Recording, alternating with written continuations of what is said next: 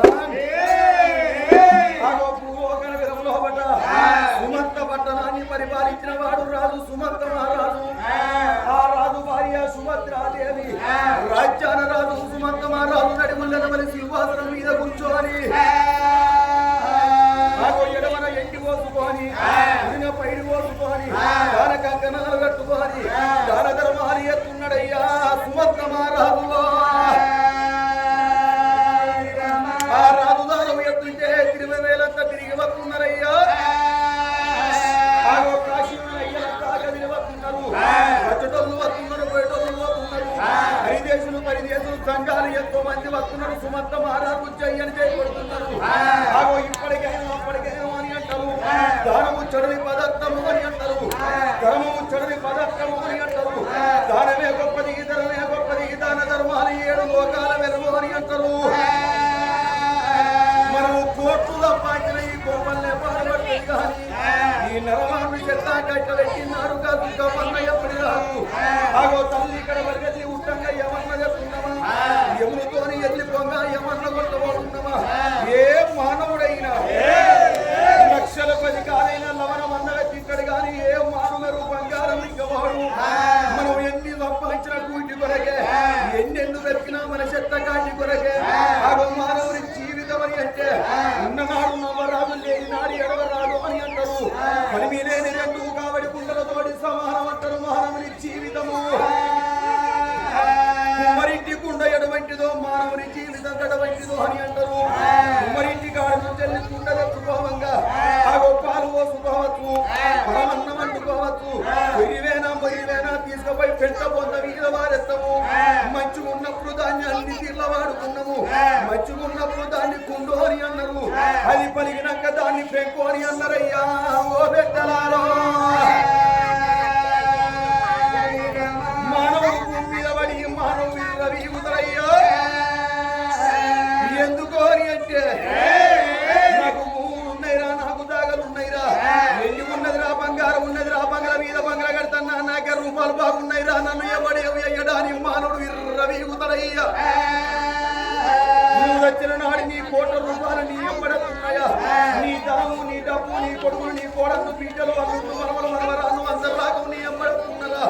ఆగో మానవునికి మంచి చెడు తప్ప మానవుడు ఎంబడినో రోడ్డుదయ్యా. ఒకవేళ భూమి మీద మంచోడ ఇసొచ్చిందనుకో, 4 రత్తులు 4 దిక్కుల ఎత్తుకుంటారు. గోవింద గోవిందని కట్నాల గడ్డ తీసుకుపోతారు. ఆగో ధర్మంగా దానం ఎత్తరు. అదే లంగా ఇసొచ్చిందనుకో, అదే దొంగ ఇసొచ్చిందనుకో, వాడు ఉన్నప్పుడు అయిందారా మన దగ్గరికి పోయేది అవన్నీ పెట్ట పెరణాలు పెడతారయ్యా.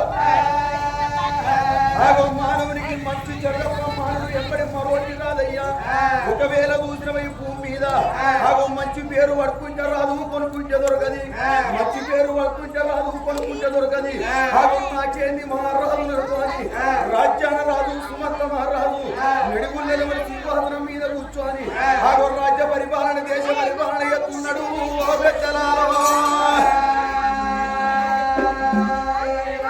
రాజు సంగతి ఏమో పట్టిన కాడ ఉండని కానీ 7 మేడల్ల కలి 7 విద్దల్లా కన్న తల్లి సుభద్రదేవి పొద్దు భద్రలేసింది, తడిపిడి స్నానాలు చేసింది. ఎండి దూర పట్టింది, వేసిక్కు తీసింది. ఐడి దూర పట్టింది, పరిసిక్కు తీసింది.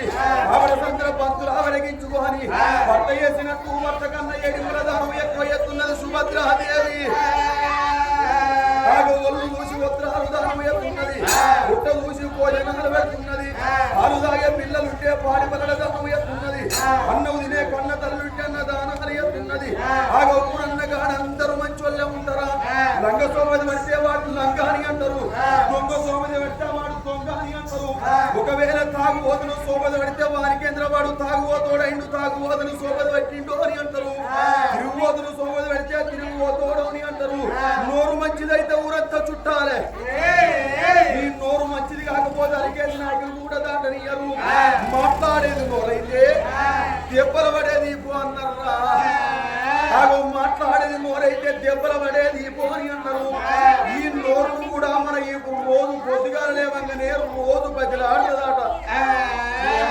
ఏమని ఓ నోరు నీ బాంచనే నోరు, నీ కాళ్ళు మొక్కుదనే నోరు, నీకు దండం పెడితేనే నోరు, బాగా తాగినాక ఎవరి జోలికన్నా పోతే వాడొచ్చినా ఈ సాపు ఎత్తడే నోరు. నీ బాంచనే నోరు, నీ కాళ్ళు మొక్కుదనే నోరు, నీకు దండం పెడితేనే నోరు అని నోరు మన ఇప్పుడు రోజు బదిలాడదాట. నరం లేని నాలుగు విధాలుగా మాట్లాడుతుంది. నాగలేది నోరుకెక్కడి బలము, నోరు లేది ఈపుకెక్కడి దెబ్బ. మాట్లాడేది నోరైతే దెబ్బలు పడేది ఈపు అని అన్నారయ్యా. ఆ కన్న తల్లి సుభద్ర దేవుని ఊళ్ళో ఉన్న ప్రజవారు కమ్మాన కాపును కమ్మ 20 తరుణం వచ్చిన గిచ్చిన సాగలి పట్టెట్టు పడవారు తొలడు కారు మందులు కన్న తొలడు తల్లి సుభద్రాదేవి భర్త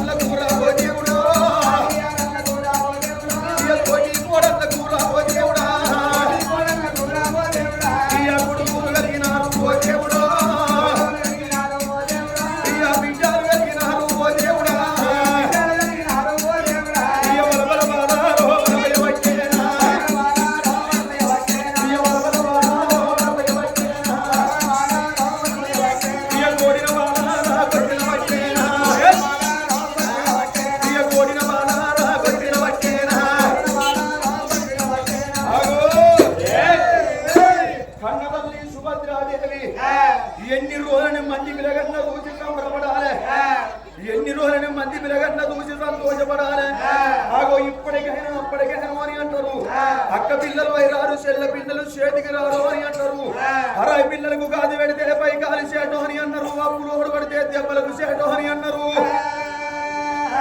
ఏ ఆడదానికైనా కన్నది కడుపు కావాలి కట్టింది బట్ట కావాలి కళ్ళ మీద పడ్డది మైల కావాలని కోరుకుంటది కోటి వరాలు పోసిన కోడలు బిడ్డ కాదు లక్ష వరాలు పోసిన నోడు కొడుకు కాదు అమ్మనే పిలుపులో ఎత్తడి కమ్మడి ధనం ఉన్నది పిలవని మధ్య పులికించిన ప్రేమను వర్షించిన వాయాసంలో ఆనందంలో పిలిచే తొలపలకు అమ్మ అని అంటారు అమ్మనే పిలువ నాకు వాడి పిల్లలు లేకపాయే బాబునే పిలువ నాకు కొడుకులు లేనంటున్నది ఆగన్న తల్లి నా భర్త సుమంత మహారాజు కచ్చిరి కాడ కూర్చొని రాజ్యం ఏలుతున్నాడు దేశం ఏలుతున్నాడు నా భర్త వచ్చినాక నా భర్తను ఒప్పించి మెప్పించి అదరికి కుదిరికి కరడేరుకునే